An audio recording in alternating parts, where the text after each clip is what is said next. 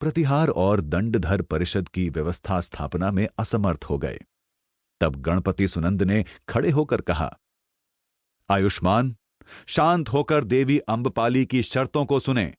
उन पर अभी गण सन्निपात का छंद ग्रहण होगा। उन शर्तों की पूर्ति होने पर देवी अम्बपाली स्वेच्छा से नरवधू होने को तैयार हैं। एक बार संथागार में फिर सन्नाटा छा गया, परंतु क्षण भर बाद ही बहुत से कंठ एक साथ चिल्ला उठे, कहिए भंते गणपति, वे शर्तें क्या हैं और कैसे उनकी पूर्ति की जा सकती है? गणपति ने कहा, सब आयुष्मान और भंते गण सुने। देवी की पहली शर्त यह है कि उसे रहने के लिए सप्तभूमि प्रासाद, 9 कोटि स्वर्ण भार, प्रासाद के समस्त साधन और वैभव सहित दिया जाए। गण सदस्य जड़ हो गए, नागरिक भी विचलित हुए। बहुत से राजवर्गीयों की भ्रुकुटियों पर बल पड़ गए। महामान्य सुप्रिय ने क्रुद्ध होकर कहा, भंते, यह असंभव है, ऐसा कभी नहीं हुआ। सप्तभूमि प्रासाद जम्बू द्वीप भर में अद्वितीय है। उसका वैभव और साधन एक राजतंत्र को संचालन करने योग्य है। उसका सौष्ठव ताम्रलिप्ति, राजगृह, श्रावस्ती और चंपा के राजमहलों से बढ़ चढ़कर है। फिर 9 कोटि स्वर्ण भार? नहीं नहीं, 9 कोटि स्वर्ण भार देने पर वज्जी संघ का राजकोष ही खाली हो जाएगा।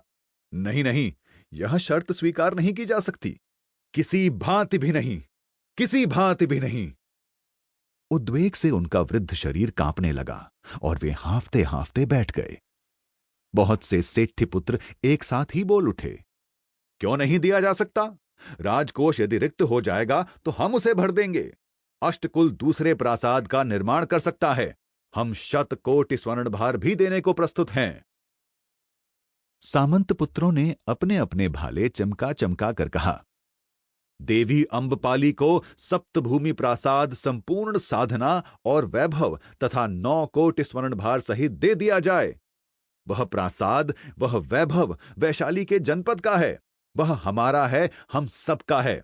हमने गर्म रक्त के मूल्य पर उसका निर्माण कराया है।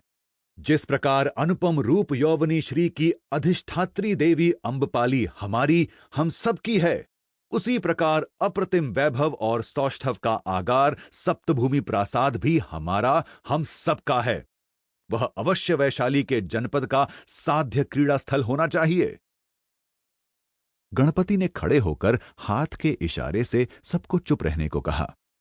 फिर कहा, भंतेगण, अब मैं आपसे पूछता हूं कि क्या आपको देवी अम्बपाली की पहली शर्त स्वीकार है? यदि किसी को आपत्ति हो तो बोलें।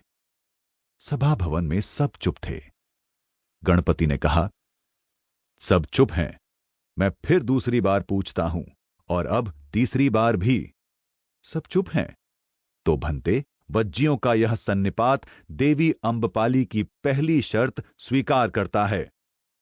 सभा के बाहर भीतर हर्ष की लहर दौड़ गई। एक बार फिर देवी अम्बपाली के जयनाद से संथागार गूंज उठा।